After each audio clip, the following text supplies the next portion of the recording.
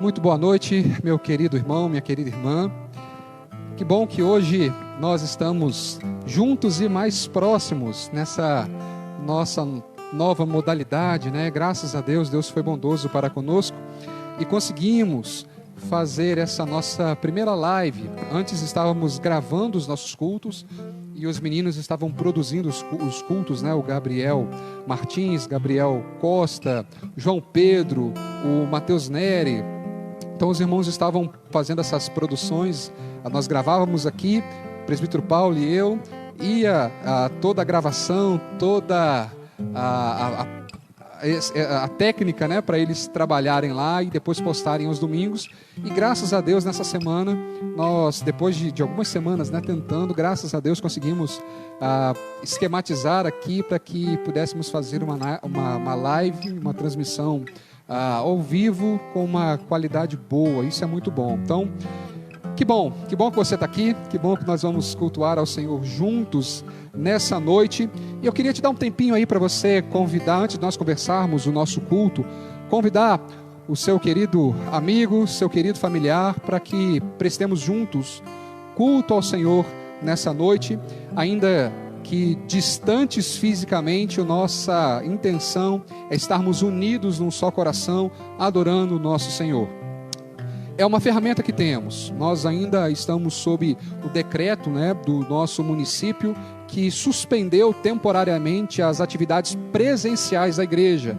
Mas louvado seja Deus, porque a igreja se reúne em todos os lugares onde a palavra do Senhor é aberta, onde o Espírito Santo fala. E que bom que a Terceira Igreja Presbiteriana tem essa possibilidade de cultuar ao Senhor, ainda que remotamente. Não é o ideal, mas é uma estratégia boa que o Senhor nos deu nesse tempo de pandemia. Que nesse momento você tire realmente esses minutos para adorar o Senhor, minutos de resignação, para conversar com Deus, para ouvir a sua palavra, minutos de culto, de adoração, de louvor, de intercessão. Que bom que você veio, que bom que você está aí, que bom que os meus irmãos estão aqui, para que juntos possamos adorar aquele que vive e reina hoje e sempre. Vamos começar o culto ao Senhor, orando, falando com Ele, pedindo a bênção do nosso Deus sobre a nossa vida. Vamos abrir o nosso coração nesse momento com essa nossa primeira oração ao nosso Deus. Deus Santo, poderoso, Tu és digno, Tu és maravilhoso. Te agradecemos pelo privilégio de estarmos juntos aqui, ainda que remotamente, ainda que fisicamente separados, mas jamais distanciados espiritualmente, longe da comunhão. Obrigado, Deus, obrigado porque o Senhor é Deus de perto, o Senhor é Deus de longe, o Senhor é Deus do exterior e Deus do interior. Nós te louvamos e pedimos que nessa noite Teu nome seja exaltado, não apenas por nós que estamos participando desse culto, mas por toda a igreja do Senhor espalhada pela face da terra. Nossa oração é que o Senhor fale conosco. Nosso desejo é que a nossa vida seja transformada. Nosso desejo é que haja transformações na nossa mente, que haja reconciliação, restauração, perdão, renovação de votos, que a alegria da salvação possa voltar a corações, porventura, entristecidos. Que o Senhor tenha misericórdia do seu povo, a começar de nós. Deus, nós pedimos que o Senhor fale conosco, em nome de Jesus, amém. Queria te convidar a abrir a Bíblia, a palavra do Senhor, Salmo 138, Salmo 138, Salmo de Davi, que exalta a confiança no Senhor nosso Deus. Salmo 138 nos diz assim: render-te-ei graças, Senhor, de todo o meu coração. Na presença dos poderosos te cantarei louvores, prostrar-me-ei para o teu santo templo e louvarei o teu nome, por causa da tua misericórdia e da tua verdade, pois magnificaste acima de tudo o teu nome e a tua palavra. No dia que eu clamei, tu me acudiste e alentaste a força da minha alma. Render-te-ão graças, ó Senhor, todos os reis da terra, quando ouvirem as palavras da tua boca, e cantarão os caminhos do Senhor, pois grande é a glória do Senhor. O Senhor é excelso, contudo atenta para os humildes. Os soberbos, Ele os conhece de longe. Se eu ando em meio à tribulação, tu me refazes a vida. Tu estendes a mão contra a ira dos meus inimigos, a tua destra me salva. O que a mim me concerne, o Senhor levará a bom termo. A tua misericórdia, ó Senhor, dura para sempre. Não desampares as obras das tuas mãos. Reina o Senhor, Deus Todo-Poderoso, muito digno de toda honra, de toda glória e de todo louvor. Nesse momento, te convido a cantar essa verdade, declarando: Senhor, reina sobre a minha vida. Senhor, reina sobre nós, sobre o nosso pensar, sobre o nosso falar, sobre todas as coisas. Reina em mim, Senhor. Ele é rei, Ele conduz todas as coisas. Mas nessa hora, nós declararemos novamente esse reinado do Senhor. Reina sobre nós, Senhor nosso Deus.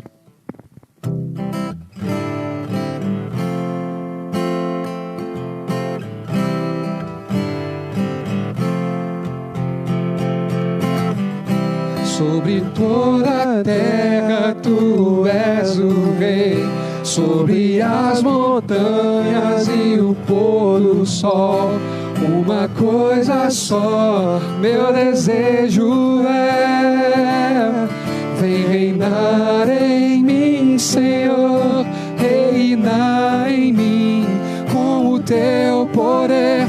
Sobre a escuridão, sobre os sonhos meus, tu és o Senhor de tudo que sou. Vem reinar em mim, Senhor. Reina sim, Senhor, sobre as nossas vidas, sobre tudo que somos e temos. Sobre o meu pensar, tudo que eu falar, faz-me refletir a beleza que há em ti. Tu és para mim mais que tudo aqui. Vem reinar de novo em mim, reinar em mim com o teu poder.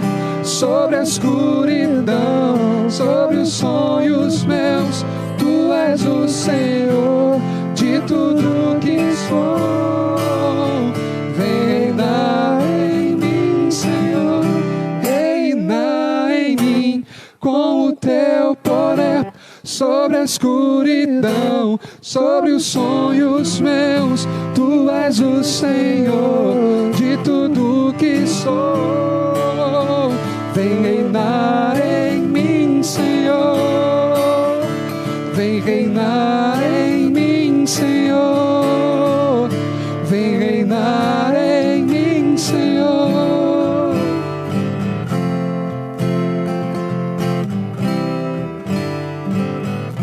Aleluia. Reina sobre nós, Senhor da glória, cujos pensamentos são maiores, mais altos, mais elevados do que os nossos.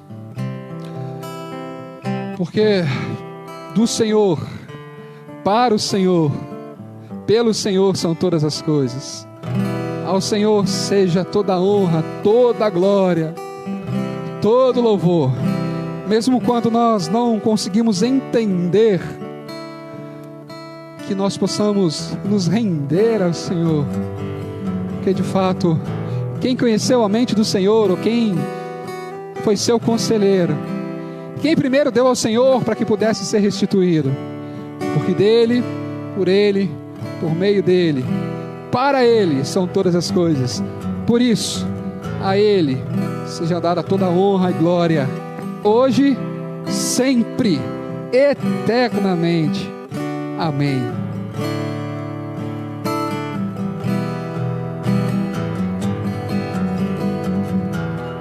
Porque dele, por ele, para ele são as coisas, porque dele, por ele, para ele são todas as coisas, porque dele, por ele, para ele são todas as coisas. A ele a glória,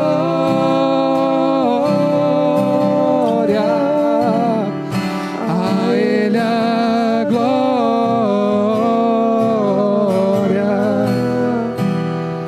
a ele a glória, para sempre. Amém. Quão profundas riquezas o saber e o conhecer de Deus,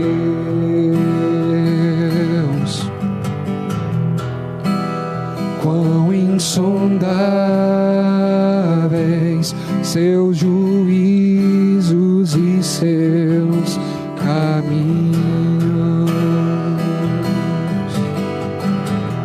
quão profundas riquezas o saber e o conhecer de Deus,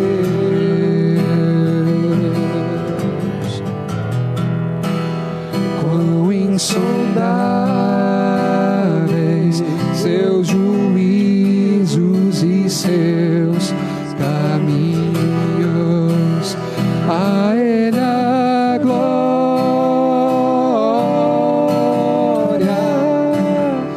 a ele a glória,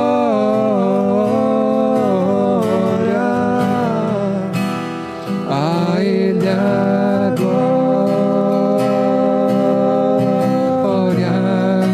para sempre. Amém. A ele a glória, a ele a glória,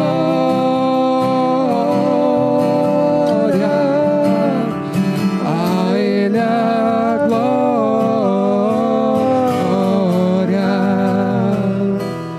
a ele a glória,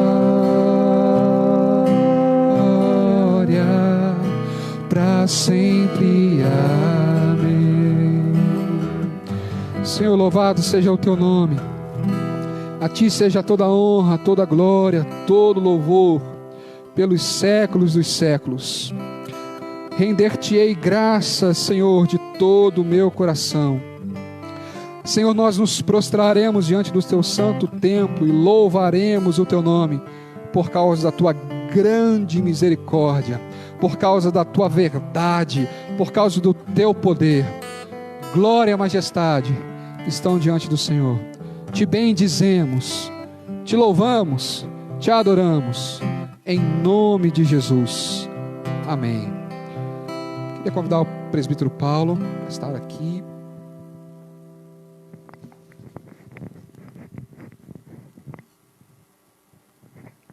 Graça e paz, irmãos. Boa noite a todos, que o Senhor Jesus abençoe. Malaquias 3:10. Antes de eu 3, 8, 9 e 10, né? De eu falar, pastor, quase que eu dei um pulo ali, rapaz, quase que eu estraguei aqui um gadinho. Eu já estava lá, eu sou barulhento, todo mundo sabe. E eu já estava, quando o Gabriel cai cantando aqui, eu já estava quase pulando aqui. E eu não sou quieto. O Gabriel até olhou para mim ali. Amém. Oh, glória. Malaquias 3, 8, 9, 10. Roubará o homem a Deus? Todavia vós me roubais e dizeis: em que te roubamos?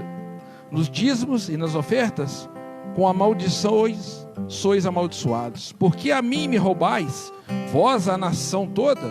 Trazei todos os dízimos à casa do tesouro, para que haja mantimento na minha casa. E provai-me nisso, diz o Senhor dos Exércitos, se eu não vos abrir as janelas do céu e não derramar sobre vós bênçãos sem medida. Vamos orar? Senhor Jesus, nesse momento difícil, Senhor meu Deus, que vivemos nesse país, aonde até os dízimos e ofertas têm caído na tua casa, não por desse zelo de alguns irmãos da igreja, mas sim porque os salários estão sendo reduzidos. Pai, nesta noite nós oramos, meu Pai, que todos os dízimos e ofertas possam chegar à tua casa, esses irmãos possam voltar a receber o normal, e eles possam, Senhor meu Deus, estar, Senhor meu Deus, trazendo os dízimos na casa do Senhor, para que na sua casa também a sua despensa esteja cheia, o seu lar esteja abençoado, tudo de bom o Senhor possa derramar sobre os teus filhos, Pai. Abençoa a terceira igreja, Senhor meu Deus, que as aberturas desse tempo será uma vitória, meu Deus, daqui uns dias de novo. Nós cremos nisso, Senhor meu Deus, e nós oramos por todo o culto que nesta noite está tendo, Senhor meu Deus, que o Senhor possa abençoar, em nome de Jesus, amém, amém. Deus possa abençoar os irmãos, amém?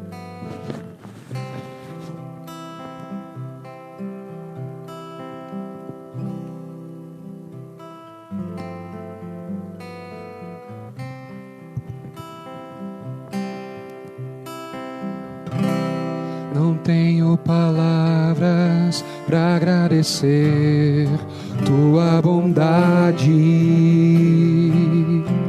Dia após dia me cercas com fidelidade.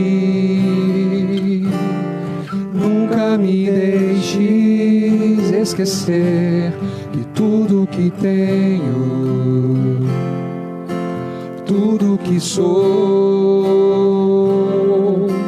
e o que vier a ser vem de ti, Senhor. Não tenho palavras para agradecer tua bondade. Dia após dia me cercas com fidelidade. Nunca me deixes esquecer que tudo que tenho, que tudo que sou e o que vier a ser vem de ti, Senhor. Dependo de ti, preciso de ti, sozinho nada posso fazer. Descanso, descanso em ti, espero em ti, sozinho nada posso fazer. Nunca me deixes esquecer que tudo que tenho, tudo que sou e o que vier a ser vem de ti, Senhor. Enquanto nós cantamos ainda essa canção, queria te convidar a levar o seu pensamento e a sua mente diante do Senhor, no momento de intercessão por aquelas pessoas que precisam. De fato, todos nós precisamos, mas aqueles nossos irmãos, as pessoas que nós conhecemos que precisam de uma intervenção física, emocional, espiritual da parte do nosso Senhor. Lembramos dos nossos irmãos que estão enfermos, dos nossos irmãos que estão nos hospitais, que estão nas suas casas, precisando mesmo da mão do Deus que cura, da mão do Deus que sara, o Deus que nunca os abandonou, o Deus que nos dá o privilégio e a oportunidade de buscarmos o seu nome. Queria que nesse momento nós lembrássemos de alguns dos nossos irmãos queridos, preciosos. Lembrar da nossa irmã Wanda, agradecer a Deus pelo livramento, os livramentos que Deus tem dado a ela, e orar para que a sua saúde também seja restabelecida. Nosso querido irmão Johnny, orar também para que ele possa se recuperar cada vez mais rápido, que a mão do Senhor possa fortalecer o seu físico, o seu emocional, o seu espiritual, assim como todos nós. Lembrar da nossa irmã Jaqueline, que está cuidando do nosso irmão Johnny. Lembrar de orar por aqueles que cuidam o Deus que cuida dos que cuidam. Orar pelos irmãos que sabemos que têm passado por dificuldades financeiras, dificuldades emocionais, estruturais. Colocar diante do Senhor os nossos irmãos. E nós oramos aqui na terça-feira por algum desses pedidos, e eu tomo a liberdade de dizer alguns. Continuar orando pela família dos nossos irmãos Zé Carlos e Maria. Orar pela nossa irmã Márcia. Orar pelos nossos queridos da congregação de Borboleta. Orar pelo nosso pastor Jazi. Orar pela saúde dos nossos presbíteros, dos nossos diáconos, dos líderes de ministérios. Mas não só orar por essas pessoas que, como nós, precisam do Senhor, mas agradecer por aqueles irmãos que também fizeram aniversário nesses dias. Orar pelo nosso irmão Mauro, pela nossa irmã Shirley, que fará ainda, aniversário, e semana que vem a gente vai orar por esses que fizeram. Vamos fazer esse momento, um momento de intercessão, de adoração, de oração ao Senhor para aqueles que precisam. Feche os seus olhos se você puder, se você quiser, mas abra o seu coração. Deus amado, nós cremos em Ti, nós acabamos de cantar que nós precisamos do Senhor. Que o Senhor nunca, nunca, nunca nos deixe esquecer que tudo o que temos e somos vem do Senhor. Que nós dependemos de Ti, que nós precisamos de Ti. E nunca nos deixe esquecer que nós devemos descansar no Senhor, esperar no Senhor, confiar no Senhor. E nesses irmãos, e a estes irmãos que lembramos aqui, tantos outros, que carecem de uma intervenção direta do Senhor, oh Deus, que o Senhor derrame graça sobre a vida deles, a vida dos médicos, use as medicações, se assim o Senhor quiser. Que o Senhor traga paz, conforto, consolo àqueles que precisam do Deus de toda consolação, do príncipe da paz. Que o Senhor aconselhe maravilhosamente aqueles que precisam de orientações. Deus forte, fortaleça os nossos corações. Deus que levanta os humildes, Deus que abate os soberbos, Deus que cuida de nós, Deus que cuida do seu povo. Cremos em Ti, cremos em Ti. Por isso nós cantamos mais uma vez: nunca nos deixe esquecer que tudo que temos vem do Senhor. Tudo que temos vem do Senhor. Nunca me deixes esquecer que tudo que tenho, tudo que sou e o que vier a ser vem de Ti, Senhor. Dependo de Ti, dependemos sim, Senhor. Preciso de Ti, sozinho nada posso fazer. Descansamos sim, descanso em Ti, espero em Ti, sozinho nada posso fazer. Nunca me deixes esquecer que tudo que tenho, tudo que sou e o que vier a ser vem de Ti, Senhor. Aleluia. Louvado seja o nome do Senhor. Deus é bom e tem cuidado da gente. E uma das formas do seu cuidado é nos orientar através da sua santa palavra. Por isso te convido a abrir a palavra do Senhor no texto que nós temos estudado nesses últimos domingos. Jonas, livro de Jonas. Nós, nos últimos domingos, nos dedicamos a uma breve exposição desse livro. Jonas, a gente vai passar por alguns versículos. Nós encerramos o capítulo 4 no último domingo. E hoje a gente vai encerrar essa série. Vamos encerrar essa série. O título da nossa série foi, ou é, Jonas, mais que um grande peixe. Mais que um grande peixe. E eu queria que você lesse comigo alguns textos, alguns versículos desse livro. Nós já passamos capítulo por capítulo e hoje a gente vai fazer um resumo do que nós já vimos e concluir essa mensagem. Jonas, primeiro texto que nós vamos ler, está no capítulo 1. Jonas capítulo 1, versículos de 1 a 4. Jonas capítulo 1, versículos de 1 a 4. Diz assim a palavra do Senhor. Veio a palavra do Senhor a Jonas, filho de Amitai, dizendo: Dispõe-te, vai à grande cidade de Nínive e clama contra ela, porque a sua malícia subiu até mim. Jonas se dispôs, mas para fugir da presença do Senhor, para Tarsis. E tendo descido a Jope, achou um navio que ia para Tarsis. Pagou, pois, a sua passagem e embarcou nele para ir com eles para Tarsis, para longe da presença do Senhor. Versículo 4. Mas o Senhor lançou sobre Jonas um forte vento e fez-se no mar uma grande tempestade, e o navio estava a ponto de se despedaçar.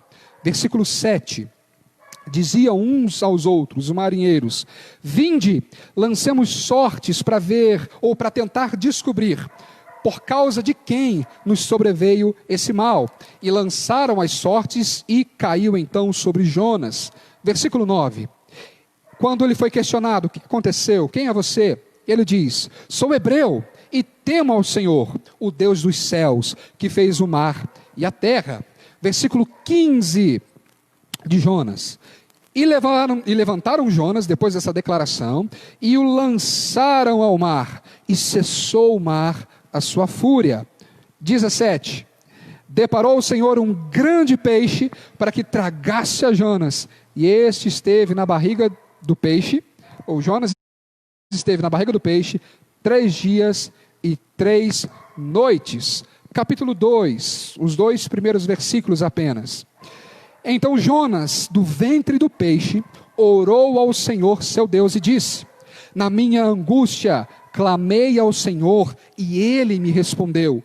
Do ventre do abismo gritei e tu me ouviste. Versículo 10 desse mesmo capítulo.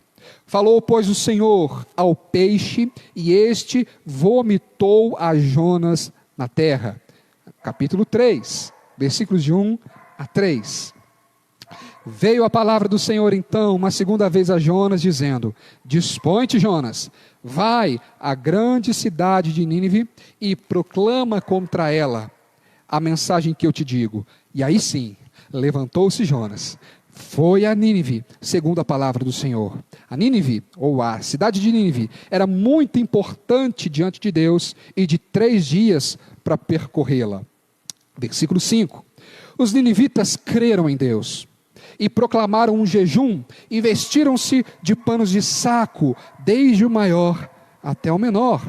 E o versículo 10. Viu Deus o que fizeram e como se converteram do seu mau caminho, e Deus se arrependeu do mal que tinha dito que lhes faria e não fez. Para terminar, 2 versículos primeiros do capítulo 4. Com isso, desgostou-se Jonas extremamente e ficou irado. E orou ao Senhor e disse: Senhor, não foi isso o que eu disse, estando ainda na minha terra? Por isso eu me adiantei fugindo para Tarsis, porque eu sabia que o Senhor é misericordioso, Deus clemente, tardio em irar-se, grande em benignidade, que te arrependes do mal. Versículo 10 e 11. Tornou o Senhor perguntando a Jonas: É razoável essa tua ira? E aí no 10, tens compaixão da planta que cresceu e lhe fez sombra enquanto ele estava longe, vendo a cidade. Tem compaixão da planta, que não te custou trabalho nenhum, o qual não fizestes crescer, e que numa noite nasceu e numa pereceu. E não hei de eu ter compaixão da grande cidade de Nínive, em que há mais de 120.000 pessoas que não sabem discernir entre a mão direita e a mão esquerda, e também muitos animais. Com esses versículos a gente meio que faz um resumo do que nós lemos aqui. E hoje, finalmente, percorremos o caminho de volta para casa. Nesses últimos domingos, nós fomos companheiros de viagem de Jonas, no profeta às avessas. Do lado de Jonas, nós pudemos enxergar algumas coisas interessantes. Jonas, filho de Amitai, profeta em Samaria durante o reinado de Jeroboão II. Caminhando com ele, sendo seu companheiro de viagem, nós vimos de camarote muitas coisas. Por exemplo, nós vimos aqui, como falamos, Jonas sendo chamado por Deus, vocacionado por Deus, convocado por Deus para uma missão importantíssima. Vemos aqui, lemos a rebeldia do profeta tomando um navio para um lugar diferente, fugindo ou embarcando ali numa fuga frustrada para Tarsis.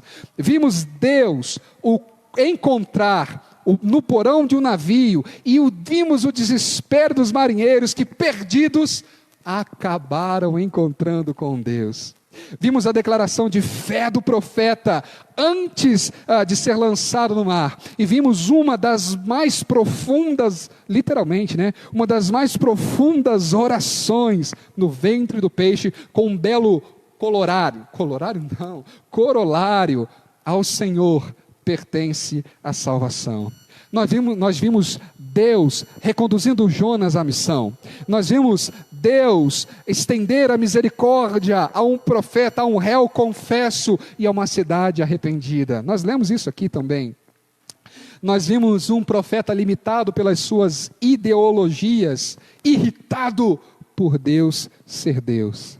Vimos um Jonas mostrando uma ira nada razoável, indignado, porque o seu senso de prazer, a sua satisfação foi ofendida. O seu prazer interior e o seu prazer exterior foi ofendido, demonstrando pela perda da planta que lhe fazia sombra, mas completamente apático e insensível ao prazer de Deus e à necessidade de toda uma cidade. Nós vimos tudo isso de camarote nessa leitura que fizemos aqui, mas observando melhor os detalhes, nós vimos também algumas lições, aprendemos algumas lições nesses dias.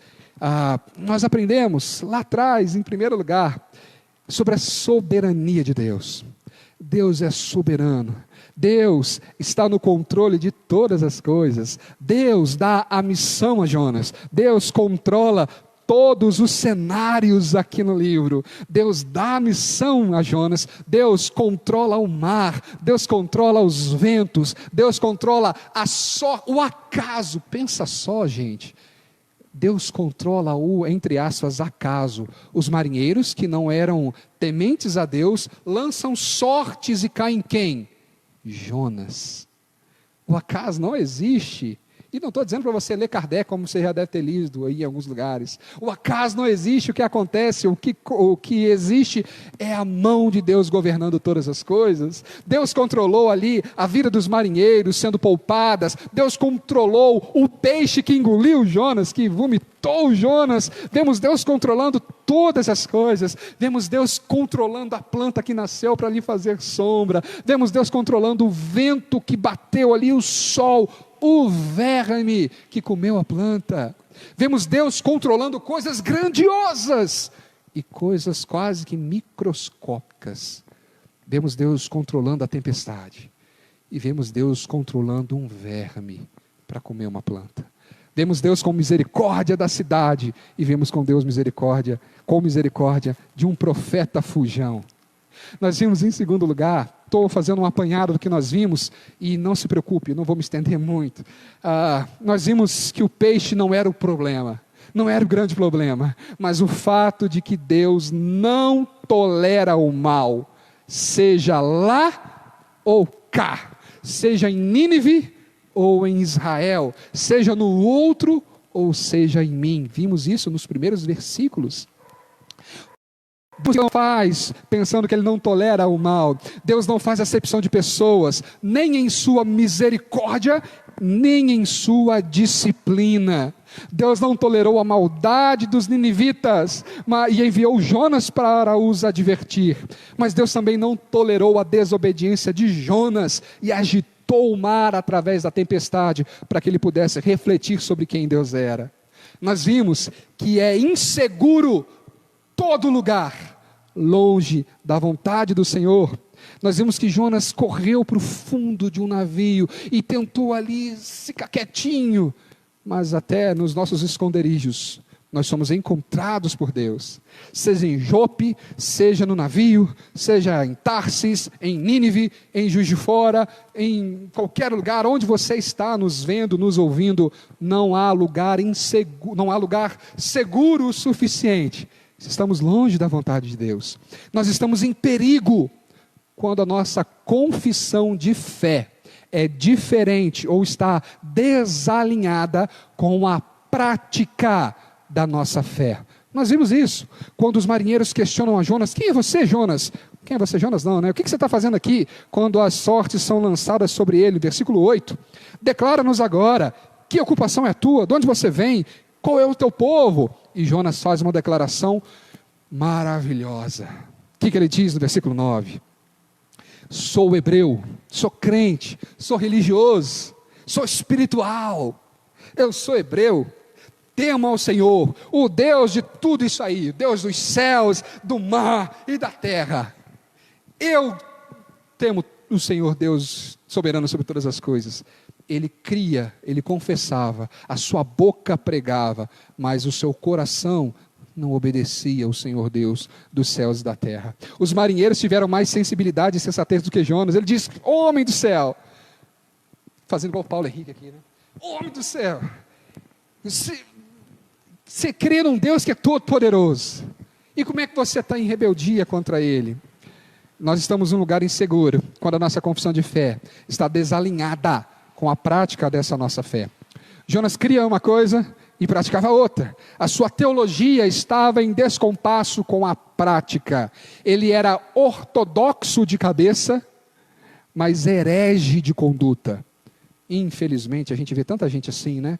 Que tem o conhecimento teórico, a informação, é ortodoxo de cabeça, mas herege de coração. Cuidado, nós falamos disso aqui. Circunstâncias favoráveis nem sempre serão indicativos da aprovação divina e vice-versa. Não é porque está tudo indo muito bem é que Deus é favorável a nós. E não é porque está tudo indo muito mal que Deus nos odeia. Cuidado com isso. Não confie em seus instintos para interpretar as circunstâncias. Imagina, Jonas resolve fugir lá de onde ele estava, em vez de ir para Nínive, foi para Tarsis, queria ir para Tarsis. Ele consegue chegar no porto. Nós vimos que era difícil ter um navio direto para Tarsis ali, que era considerado o fim do mundo, era lá na Espanha, e devia ter dinheiro para poder comprar a passagem. Dá tudo certo para Jonas. Ele consegue um lugar, ele consegue um cantinho, está tudo dando muito certo para Jonas, mas a vontade de Deus não estava ali. Cuidado, cuidado. Não confie nos seus instintos para interpretar as circunstâncias. Cuidado, nem todo sono tranquilo é fruto de uma consciência limpa. Falamos isso aqui. Jonas dormia tranquilamente no fundo do porão, mas a sua consciência, o seu coração estava tempestuoso diante de Deus. Nem todo sono tranquilo é fruto de uma consciência limpa. Pode ser fruto de uma mente amortecida pelo cansaço, fruto de uma mente anestesiada pelo medo, cauterizada pelo pecado.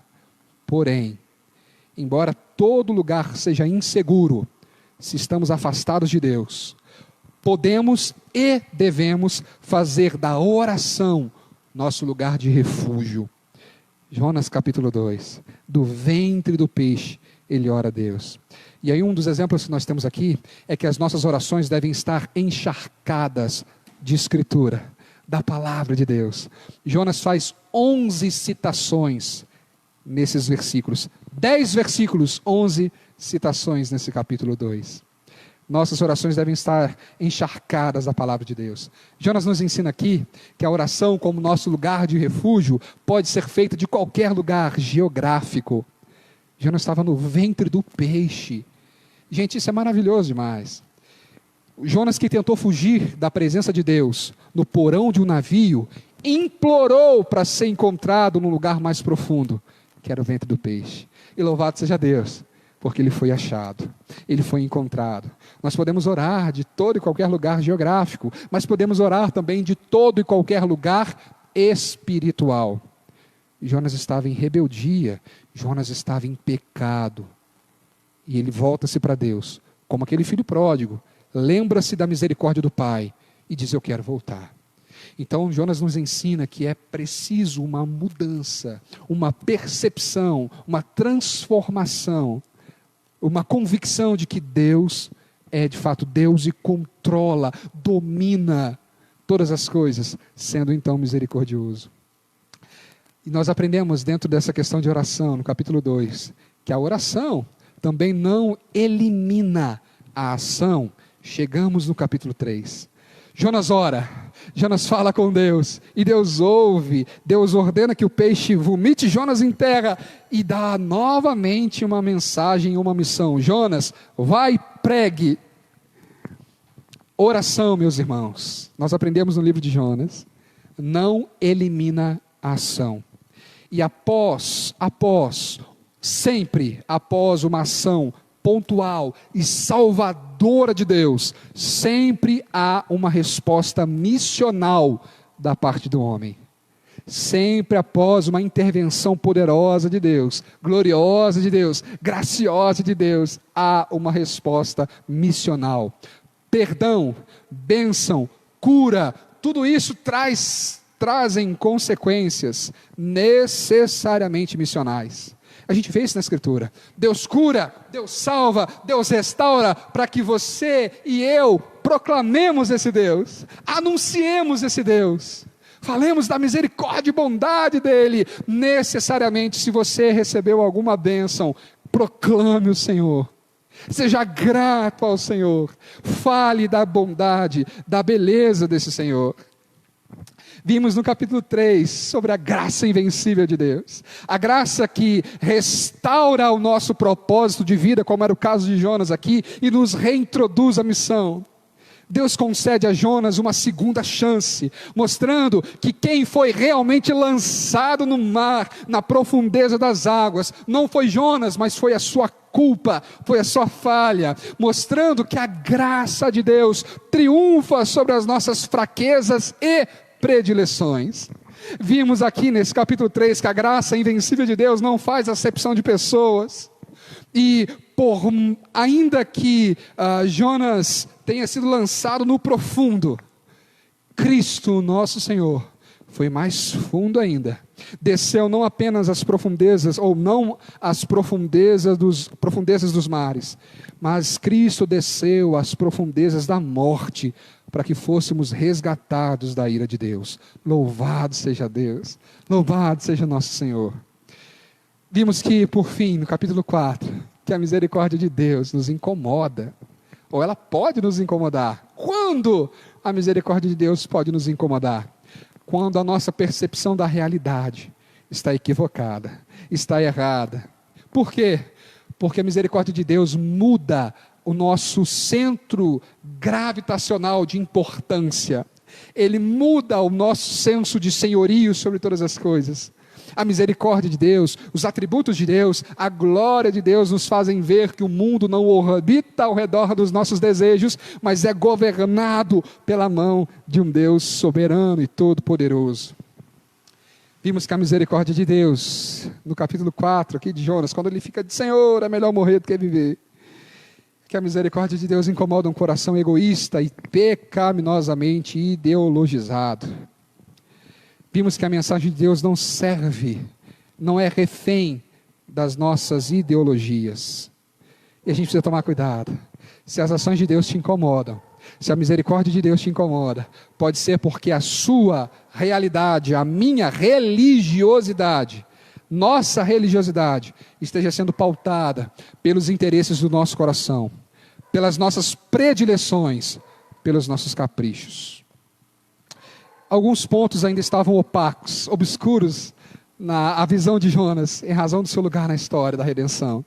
Mas ao longo dos anos, até a manifestação de Cristo, coisas que Jonas ainda não entendia, coisas que Jonas ainda não vislumbrava, foram claramente ensinadas, mostradas por Jesus Cristo nos evangelhos. E aí a gente conclui a nossa jornada. Depois de acompanhar Jonas nessa viagem, nós queremos que Jonas agora nos acompanhe e ande um pouquinho mais. E veja seu ministério, ou veja que seu ministério fazia parte de algo muito maior do que ele imaginava. O ministério de Jonas fazia parte do Evangelho. E dentre tantas razões, eu, você e Jonas, nós precisamos entender que o Evangelho supera todo tipo de priorização. E aqui no caso de Jonas, priorização étnica, porque Deus é o Senhor de todas as nações. Ao Senhor pertence a salvação, diz o capítulo 2, versículo 9. O livro de Jonas, meus irmãos, é um ensaio do que aconteceria a todo mundo a partir do dia de Pentecostes. Nos séculos seguintes, até as missões modernas, o livro de Jonas não nos mostra meramente um profeta missionário, mas nos mostra um Deus em missão. Queria que você abrisse a sua Bíblia rapidinho, no Salmo 67. Salmo 67. Não apenas o profeta está em missão, mas Deus é um Deus missionário. Deus está em missão. Salmo 67 diz assim: seja Deus gracioso para conosco e nos abençoe, faça resplandecer sobre nós o seu rosto, para que se conheça na terra, não na igreja apenas, não em Israel apenas, mas na terra e em todas as nações a tua salvação. Louvem-te os povos, ó Deus, louvem-te os povos todos. Alegrem-se e exultem as gentes, pois julga os povos com equidade e guia na terra as nações. Louvem-te os povos, ó Deus, louvem-te os povos todos. A terra deu seu fruto, e Deus, o nosso Deus, nos abençoa. Abençoe-nos, Deus, e todos os confins da terra temerão. O Evangelho nos ensina a Jonas que ao Senhor pertence a salvação, porque Deus é o Senhor de todas as nações. Jesus categoricamente ensina isso. Nas páginas do Evangelho, nós vimos Jesus dizendo: eu sou o fim de toda separação entre raças. Eu sou o fim de toda distinção entre o ser humano. Com a sua vinda, um modo radicalmente diferente de definir o povo de Deus foi inaugurado. Ou seja, a fé nele mesmo. Não mais os filhos e os herdeiros sanguíneos de Abraão, mas a fé em Cristo Jesus. A fé em Jesus prevalece sobre qualquer tipo de separação, qualquer tipo de etnia, qualquer tipo de racismo, qualquer tipo de separação por região, por cor da pele, por sotaque, por lugar em que nasceu no hemisfério. Bobagem. O Evangelho rompe com tudo isso. O Evangelho torna todo mundo digno da dignidade de Cristo, não por si mesmo. A dignidade que não está em nós, mas o que nos torna dignos, o que nos torna justos, é a dignidade e a justiça do nosso Senhor Jesus. Embora Jesus, em todo o seu ministério, nós vemos isso no Evangelho, fale que ele veio para salvar ou buscar as ovelhas perdidas da casa de Israel. Nós vemos isso em Mateus 10, versículo 6, Mateus 15, versículo 24. Com a morte e a ressurreição, há uma mudança de foco, que Jonas precisava entender, que você precisa entender, que eu preciso entender. Jesus diz: ide, portanto, por todo o mundo, e façam discípulos de todas as nações. Será que Jesus já sabia desse tempo de pandemia? Será que Jesus sabia desse tempo de coronavírus? É claro. A pergunta que nós nos fazemos é: como vamos a todo mundo agora? Pregando, não só pregando, mas discipulando. Como fazer isso? Jesus nos ensina por vários exemplos essa separação, essa quebra de barreira.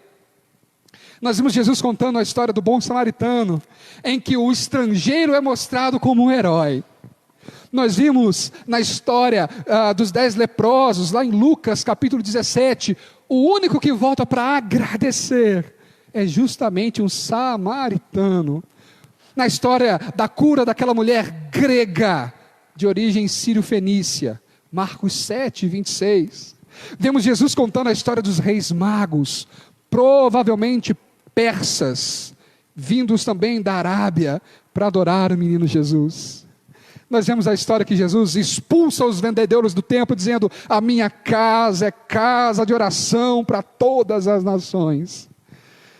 Nós vimos na interpretação que Jesus dá a sua própria morte e ressurreição, em Mateus 21, versículo 33 a 43, quando ele conta aquela história dos lavradores maus. Quando o proprietário da vinha, que simboliza Deus, o Deus de Israel envia o seu filho, que simboliza Jesus, o Messias, para receber os frutos dos agricultores, que simboliza a adoração obediente. Mas em vez do filho receber os frutos, em vez dos agricultores darem os frutos agradáveis ao filho do proprietário, os agricultores matam aquele rapaz. E Jesus então pergunta: quando vier o dono da vinha, o que fará a esses agricultores? Em outras palavras, o que Deus fará quando o seu filho for rejeitado pelo povo judeu, como de fato foi? E ele mesmo responde no versículo 43: portanto eu vos digo que o reino de Deus vos será tirado e será dado a um povo que dê frutos. Jesus e Jonas, numa época em que muitos israelitas se recusavam a obedecer a palavra profética, Jesus traz o exemplo de Jonas, se comparando a ele, dizendo: olha, o único sinal que vocês terão será o sinal de Jonas. Jesus previu que a sua própria futura libertação da sepultura, depois de 3 dias, levaria ao arrependimento gentios, como os ninivitas, enquanto muitos judeus ainda o rejeitariam, como Jonas fez. Assim, irmãos, o Evangelho supera todo tipo de priorização, seja étnica, racial.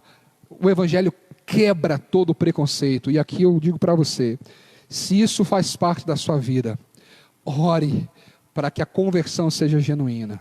Se há algum tipo de preconceito, não estou dizendo ideias meramente preconcebidas, mas se há algum tipo de separação, algo que te impede de levar o Evangelho ou de reconhecer em outra pessoa a dignidade de ouvir a palavra de Deus, peça para que Deus quebrante isso no seu coração. Ao Senhor pertence a salvação. Cristo veio para redimir um povo que é formado de todas as etnias, não somente de uma ou de outra. Em Apocalipse, capítulo 5, versículo 9 e 10, nos ensina, ou nos fala algo fantástico. Entoavam um novo cântico, dizendo: tu és digno de tomar o livro, de abrir os selos, porque foste morto, e com o teu sangue compraste para Deus homens de toda tribo, língua, povo e nação, e os constituíste reino e sacerdote para o nosso Deus. E por fim, o Evangelho, irmãos, Jonas precisava entender, talvez você e eu precisamos entender, que o Evangelho supera a vingança ao garantir que a justiça será feita.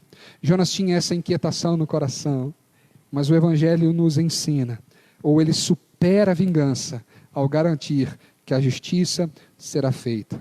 Um dos impulsos emocionais que estão por trás do nosso senso de justiça é a convicção de que a justiça deve ser feita, especialmente quando os nossos desígnios, os nossos desejos são negados.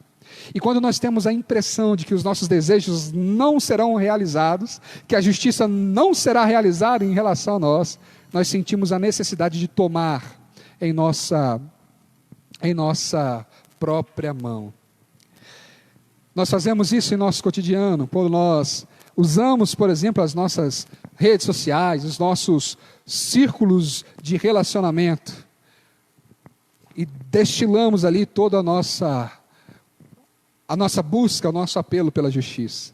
E é claro, irmãos, que nós nos incomodamos com muita coisa. O racismo nos incomoda, o maltrato de pessoas movidas por questões de gênero nos incomoda, opiniões políticas nos incomodam, opiniões religiosas, conflitos de interesse, tudo isso nos incomoda.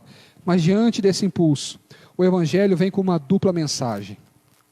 Todas as injustiças serão punidas com justiça, seja na cruz para os que praticaram, mas que se arrependeram e creram em Senhor Jesus, seja no inferno para aqueles que a praticaram, mas aqueles que não creem em Cristo. O que Deus está nos dizendo, irmãos, é que perdoar e amar não significa que os ofensores se livrarão de suas injustiças e abusos. Eles não se livrarão.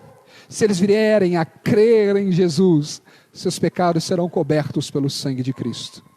Mas se não vierem a crer em Deus, em crer em Jesus, seus pecados cairão sobre as suas cabeças. E Deus cuidará para que a justiça seja feita. Vendo desse modo, uma vida de amor e de perdão, uma vida que tratamos pessoas más melhor do que elas merecem, não é tolice. É a certeza de que o Evangelho supera a vingança, com a garantia de que a justiça será feita.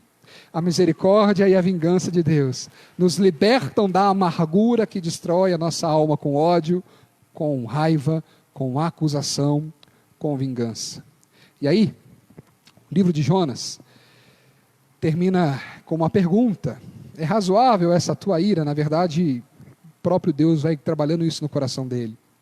E é interessante a gente pensar. Jonas trouxe o caos aos marinheiros por causa da sua desobediência. Cristo trouxe paz a pecadores por causa da sua obediência. Sua morte a morte de Jonas não resolveria plenamente o problema. Os marinheiros não conheceriam a Deus. Mas a morte de Cristo foi perfeita, foi sacrificial, justificou a muitos. Jonas foi mantido indignamente vivo na barriga do peixe por 3 dias, para que a missão fosse cumprida. Cristo foi mantido indignamente morto no sepulcro por 3 dias, para que a missão fosse possível, para que a missão fosse concluída. Queridos, nós temos uma história para contar para as nações. Nossa história tem o poder de transformar vidas. E é verdade que muitas vezes nós erramos à semelhança de Jonas. E tomamos navios para Tarsis, colocamos os pés na estrada da desobediência e tentamos abafar as vozes que falam aos nossos ouvidos e à nossa consciência. Mas mesmo diante das variadas providências divinas, nós endureçamos o nosso coração. Então Deus nos move. E Deus nos oferece uma segunda, uma terceira, uma quarta, uma quinta oportunidade. Que bom que nós chegamos até aqui. Que bom que a história de Jonas é mais do que a história de um homem que foi engolido por um grande peixe, mas a história de um homem que foi engolido pela compaixão do grande Deus. Um dia, eu, você, Jonas, os ninivitas, os israelitas, estaremos diante de Deus, todos como irmãos, porque ao Senhor, meus queridos, ao Senhor pertence a salvação. Queria que a gente orasse mais uma vez, nesse momento, agradecendo a Deus pelo privilégio de estarmos juntos aqui, mesmo você daí e eu daqui, para a gente agradecer a Deus, para a gente pedir que o Senhor continue cuidando da gente, que Deus nos dê força nessa caminhada e que Deus nos ajude a aproveitar as chances que Ele tem nos dado. Feche seus olhos, abra seu coração, vamos falar com Deus mais uma vez. Senhor, te agradecemos pela tua bondade e misericórdia, te agradecemos porque até aqui o Senhor tem nos ajudado, e obrigado por ter nos ensinado como Jonas e com a história de Jonas a sermos melhores. Obrigado porque o Senhor tem nos ajudado, nos ensinado, nos capacitado. Pedimos que em nossa viagem, em nossa jornada, o tempo que nos resta ainda nessa peregrinação, que o Senhor, nosso Deus, nos ajude e que a graça maravilhosa de Deus, nosso Pai, que o consolo, conforto, o fortalecimento do Espírito Santo repouse sobre a igreja do Senhor, reunida e espalhada por toda a terra, hoje e até o dia que o Senhor há de voltar, o qual nós corajosamente, fervorosamente e esperançosamente declaramos: Maranata, ora vem, Senhor Jesus. Amém. E antes da gente encerrar essa nossa transmissão, que os meninos ali já estão preocupados, não sei se já está quase, né? Está quase. Para a gente terminar esse nosso momento, eu queria mais uma vez agradecer a sua presença aqui, deixando a nossa...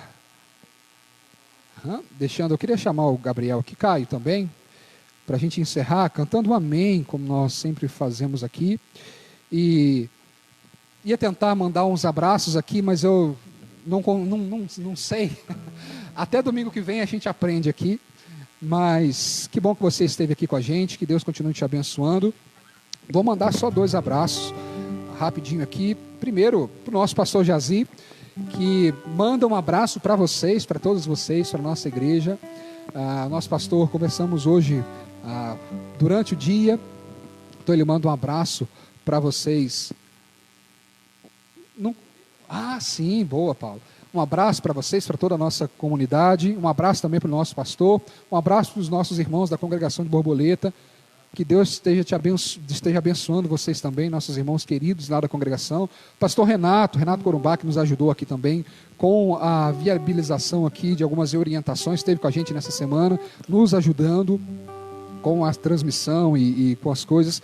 Queria agradecer nessa primeira live, nesse nosso primeiro encontro aqui também, não só os nossos irmãos Gabriel, o Caio, o outro Gabriel e o Paulo também, mas as famílias desses irmãos.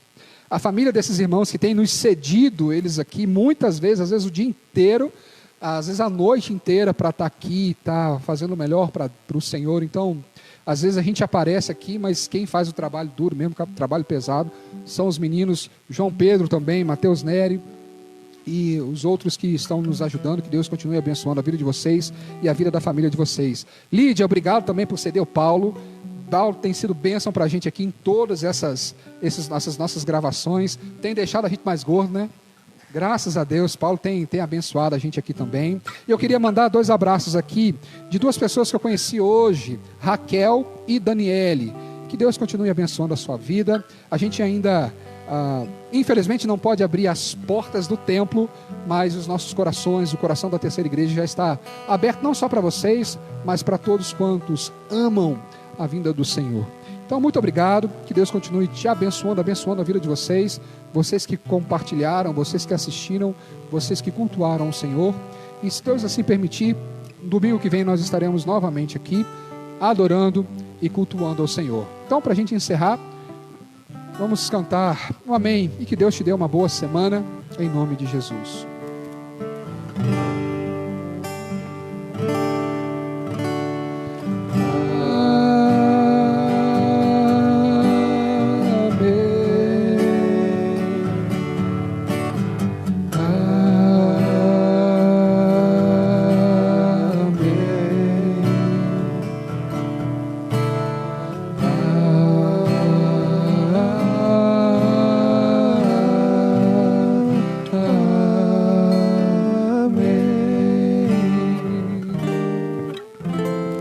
Dê um abraço em quem está aí perto de você. Infelizmente a gente não vai poder, mas você pode.